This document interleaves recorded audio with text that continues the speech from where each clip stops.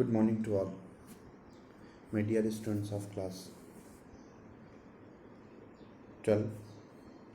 I hope you all will be very fine, happy, healthy also.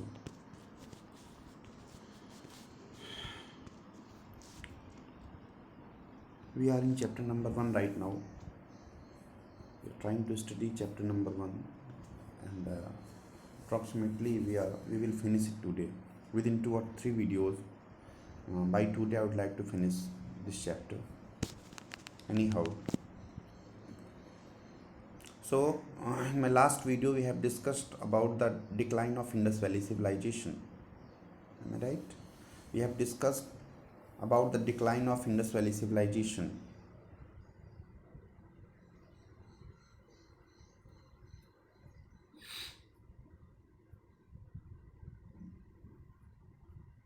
Yes. And a new old civilization, we are trying to study this heading. A new old civilization. Am I right?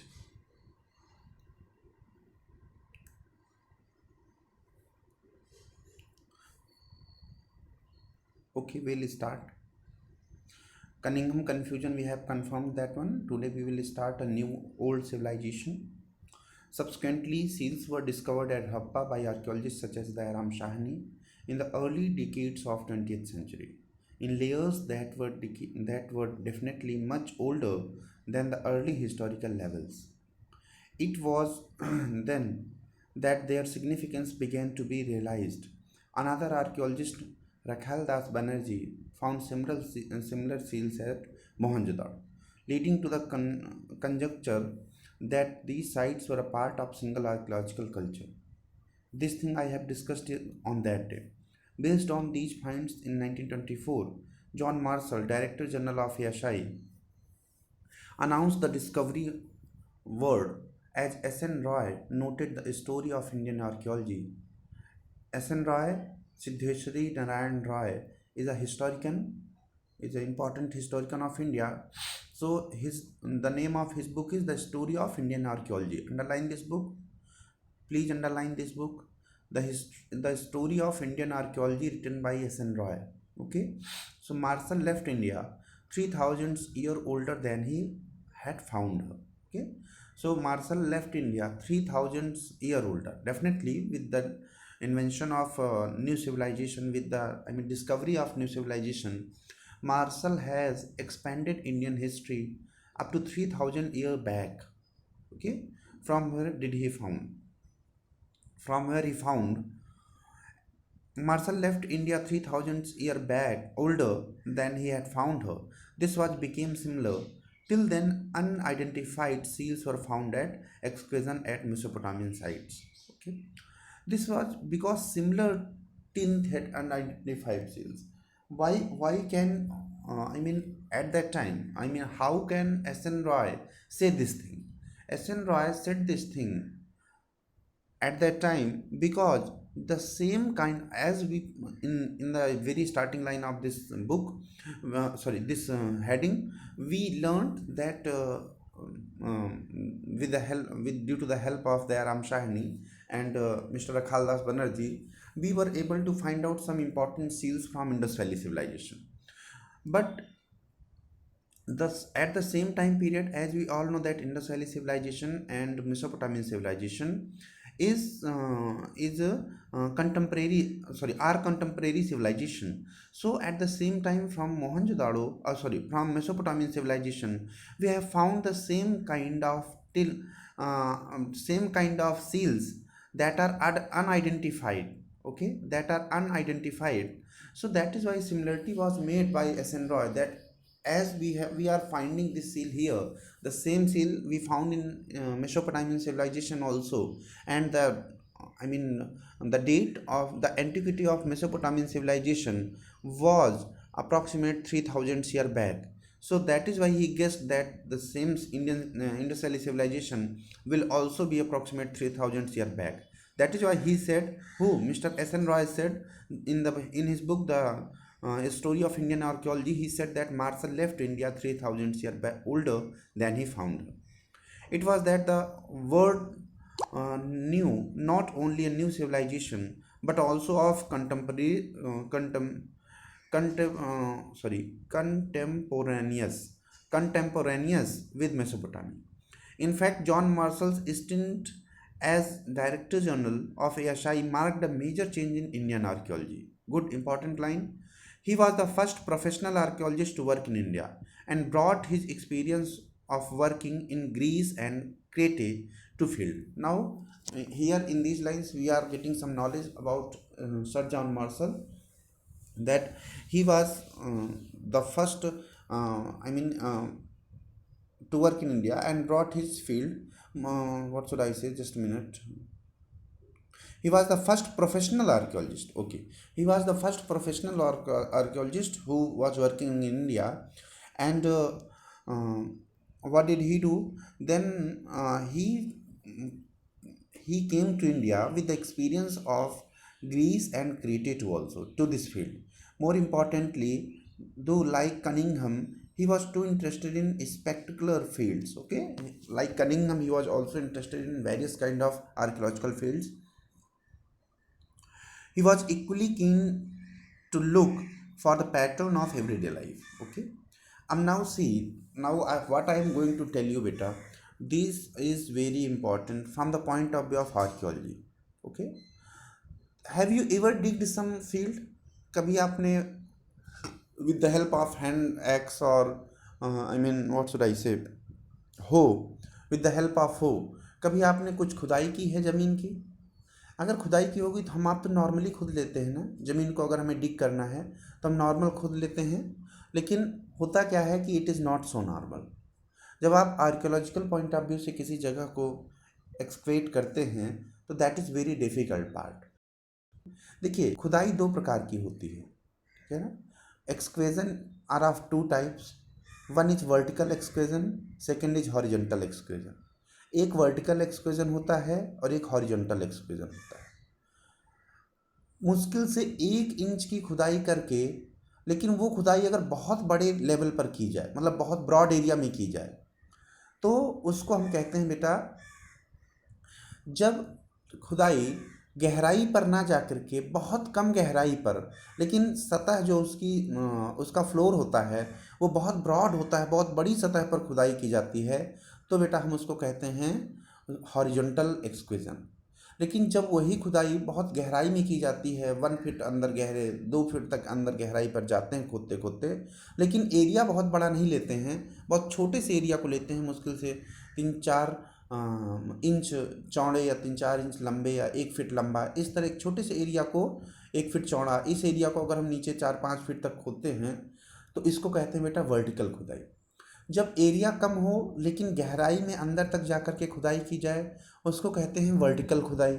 जब गहराई बहुत कम हो, ठीक है ना, मुश्किल से 1 inch 2 inch हो, और उसके बाद एक ब्रॉड एरिया को, करीब मान लीजिए 10 फीट लंबा 10 फीट चौड़ा एरिया, या 5 फीट लंबा 5 फीट चौड़ा एरिया, इस तरह एक ब्रॉड एरिया को उसकी खुदाई की जाती है बहुत माइन्यूटली, इसको कहते हैं बेटा हॉरिजॉन्टल खुदाई. Okay, horizontal excavation. अब now what we are getting. अब देखिए, अब इससे क्या होता है, अब दोनों का इंपॉर्टेंस क्या है, चाहे हॉरिजॉन्टल एक्सक्वेजन हो चाहे आपका वर्टिकल एक्सक्वेजन हो, इस दोनों में अंतर क्या है? अंतर ये है कि जब हम किसी सिविलाइजेशन की जब हम किसी सिविलाइजेशन की टाइम पीरियड को पता करना चाहते हैं, टाइम पीरियड को, तब हम उसकी वर्टिकल खुदाई करते हैं, ठीक है ना.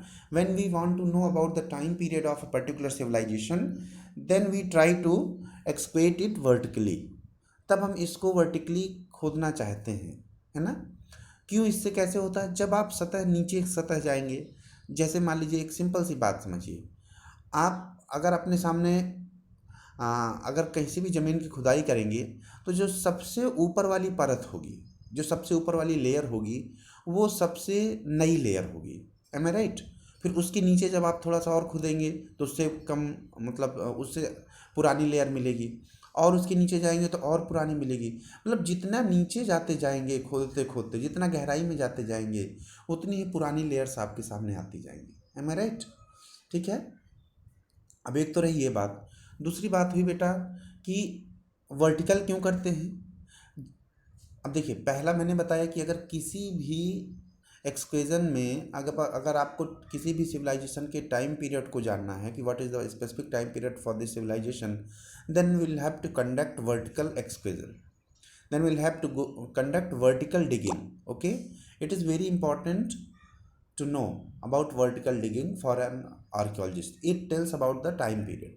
But if we want to know about the social circumstances, the social condition, then we will have to excavate a site from the point of view of horizontal excavation. यदि हमारे दिमाग में हो कि हम कैसे मतलब उस चीज़ को कवर करते हैं, मतलब उस समय का सोशल लाइफ कैसा था, लोग क्या पहनते थे, क्या खाते थे, ठीक है ना, तो ये आपको एक जगह भर की खुदाई में नहीं मिल सकता। आपको कई जगह हॉरिजॉन्टल रूप से बहुत छोटी सी लेयर लेकर के, क्योंकि बहुत गहरा खोद देंगे तो बहुत ज़्यादा काम बढ़ जाएगा।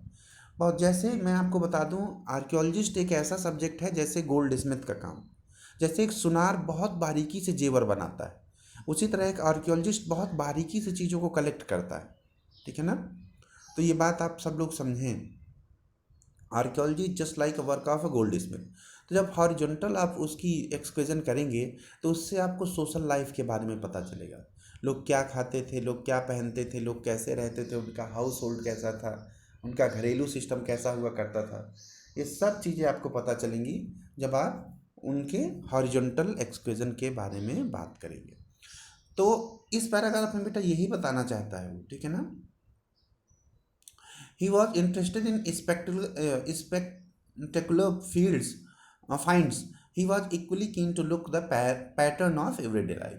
So for getting a news about pattern about the pattern of everyday life, he'll have to go to, horizontally.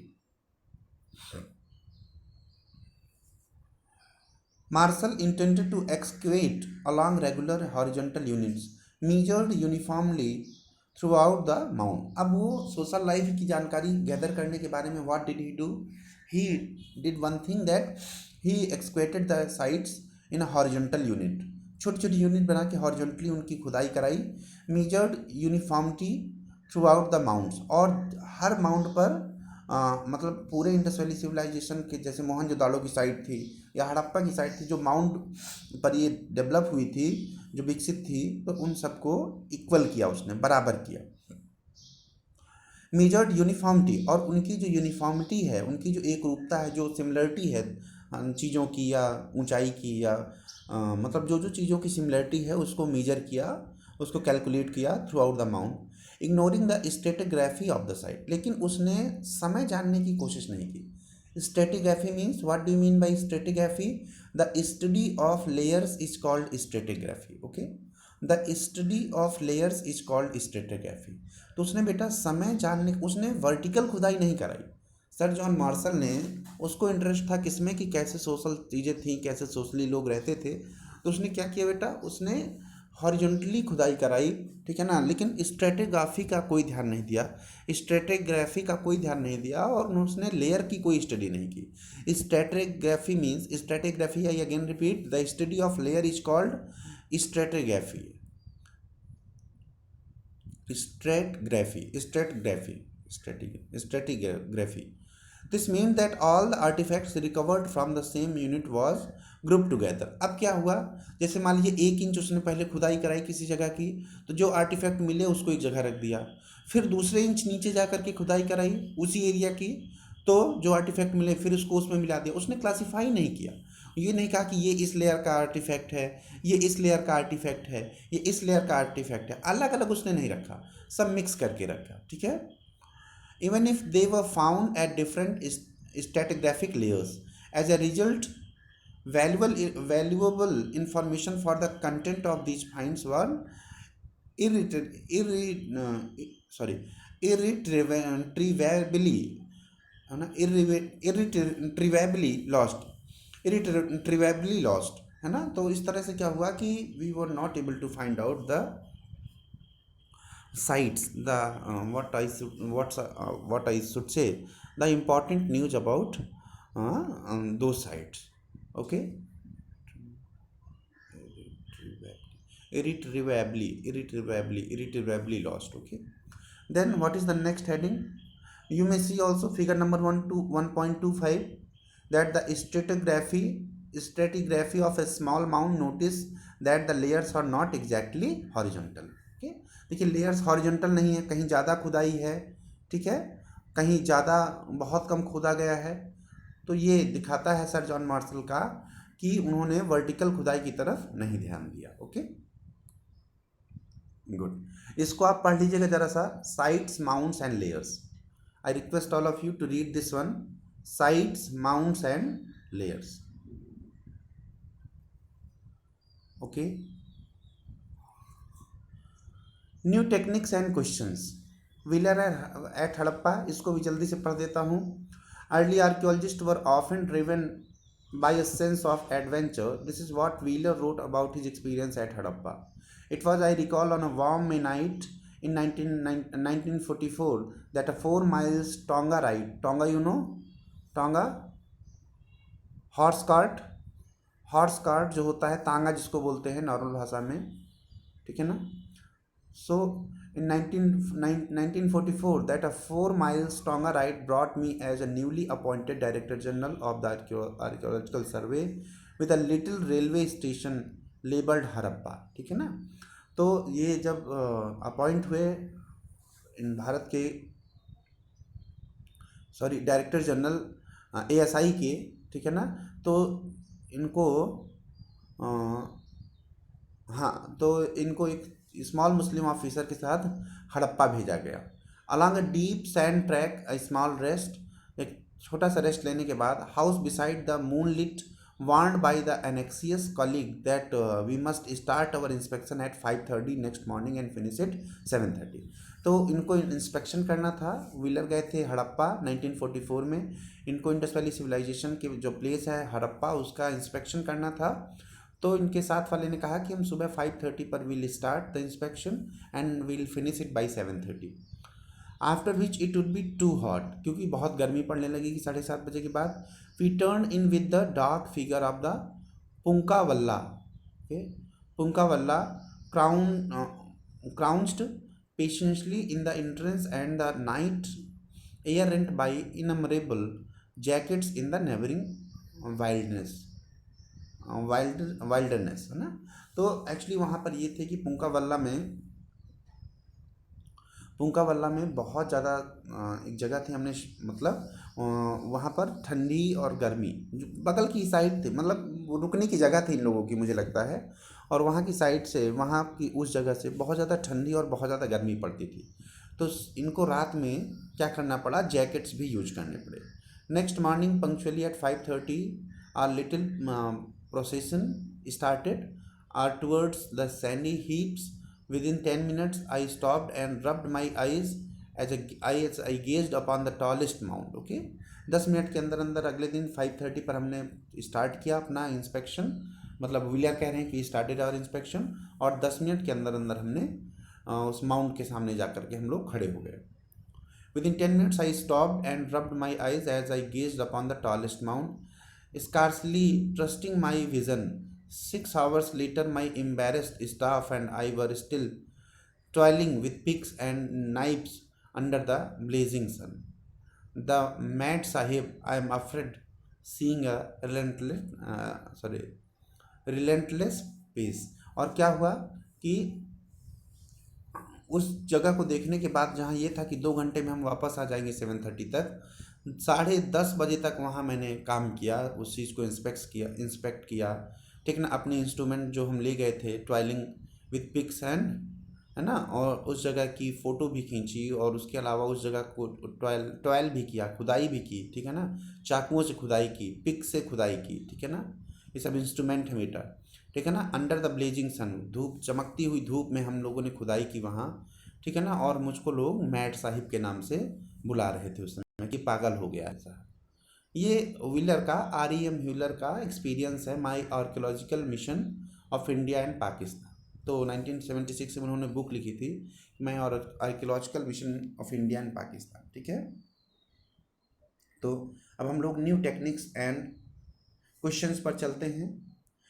If it was REM wheeler after he took over, देखिए हमने 3 आर्कियोलॉजिस्ट के बारे में पढ़ा इस बुक में, ठीक है ना। हमने कनिंघम के बारे में पढ़ा, जो first archaeological surveyor of India थे, ठीक है ना, उनका कन्फ्यूजन देखा।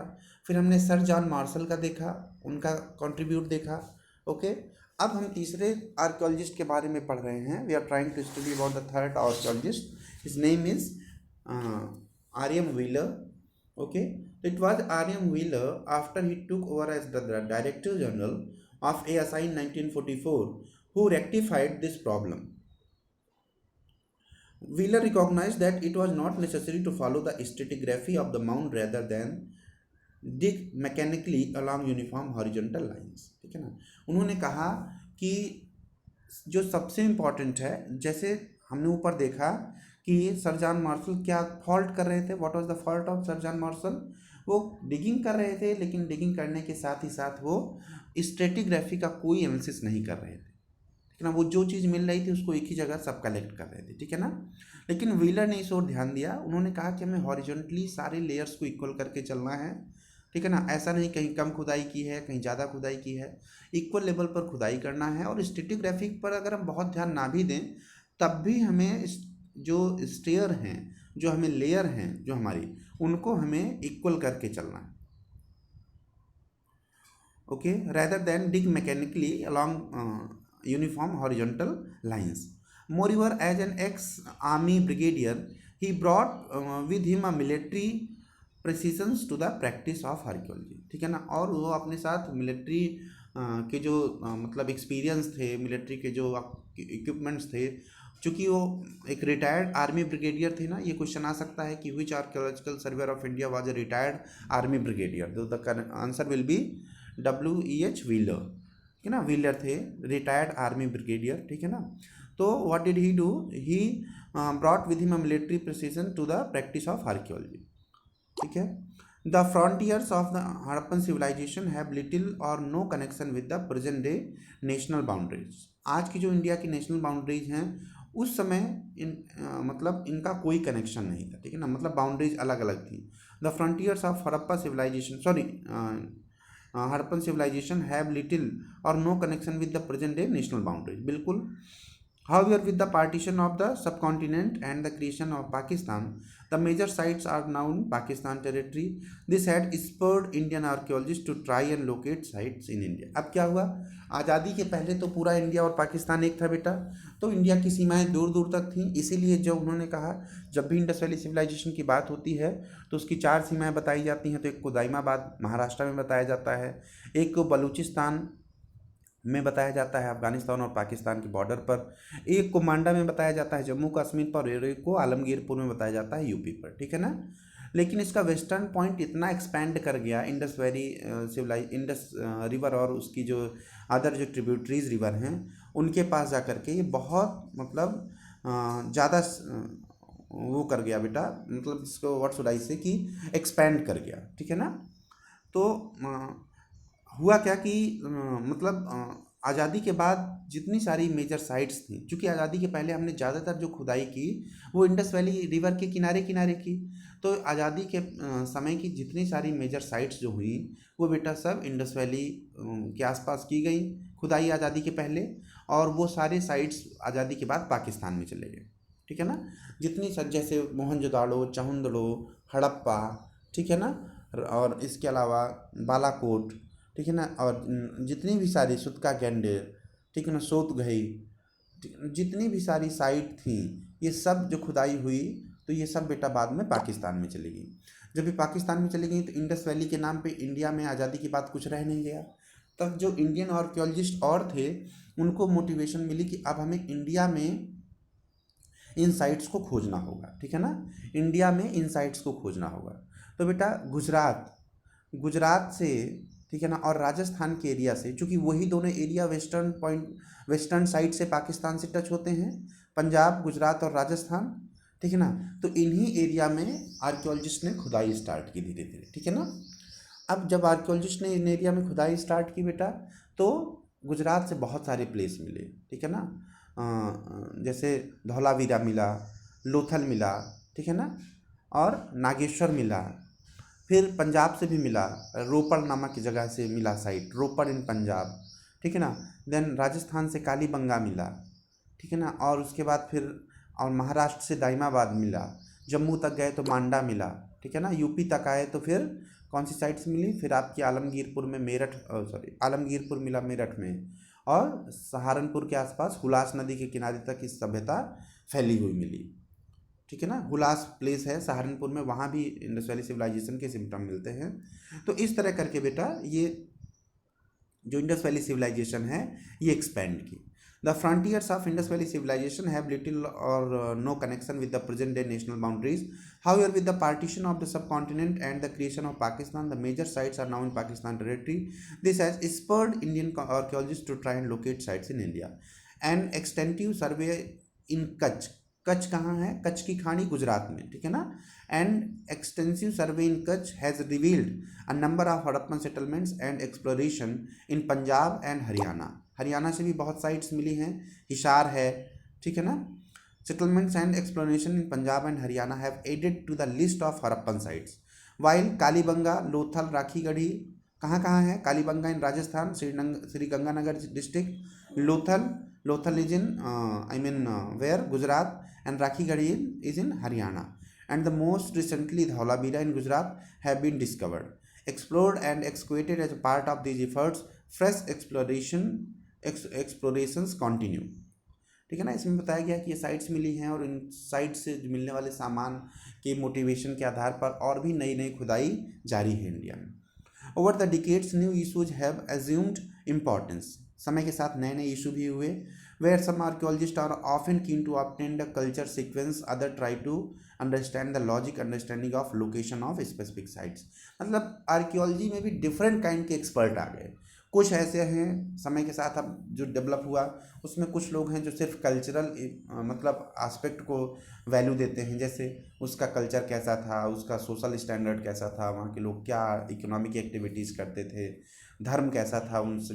कुछ लोग इन चीज़ों पर फोकस करते हैं, कुछ लोग केस पर बेटा फोकस करते हैं वो logical understanding of the location of the site. वो देख कुछ ऐसे एक्सपर्ट हैं वो जो देखेंगे कि अरे इसका लोकेशन कैसा है, इसकी लंबाई कैसी है, इस साइट की चौड़ाई कितनी है, नदी के किनारे है या नदी से कितनी दूरी पर है, रेगिस्तान इसकी मिट्टी कैसी है, रेगिस्तानी मिट्टी में बसा हुआ है या एलुवियल सॉइल में बसा हुआ है, ब्लैक सॉइल में बसा हुआ है, ठीक है ना। वो उसकी लोकेशन को ट्रेस करते हैं, ठीक है ना। कुछ लोग उसकी स्ट्रेटोग्राफी देखते हैं, कितनी मतलब कितनी पुरानी सिविलाइजेशन है, ओके। तो ये सब चीज़ें बेटा होती हैं। They also grapple with the wealth of artifact, trying to figure out the functions these may have served. Since the 1980s, there has also been growing international interest in Harappan archaeology. 1980 के बाद बहुत सारे लोग आए जिन्होंने हड़प्पन आर्कियोलॉजी में international interest मतलब जो विदेश से आए, जो इंटरनेशनल पीपल थे, आर्कियोलॉजिस्ट थे, और उन्होंने हड़प्पन आर्कियोलॉजी में अपना इंटरेस्ट दिखाया 1980 के बाद।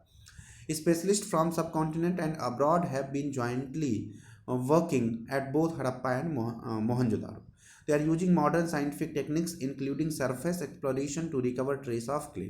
ठीक है ना, सरफेस एक्सप्लोरेशन करते हैं ताकि वो ट्रेसेस ऑफ क्ले, जो क्ले मिट्टी के रेशा हैं, ट्रेसेस हैं, उनको पा सकें, और उसके अलावा स्टोन्स के ट्रेसेस को पा सकें, मेटल के ट्रेसेस को पा सकें, plant and animal remains as well as the minutely analysis every scrap of available video. वो बहुत माइन्यूटली 1980s के बाद इंडस वैली सिविलाइजेशन पर बहुत माइन्यूटली काम हुआ और वो लोग छोटी छोटी बातों को इम्पोर्टेंस देने लगे, जैसे traces of clay, traces of stone, traces of metal, plant and animals, सब चीज़ उन्होंने अलग अलग कलेक्ट की।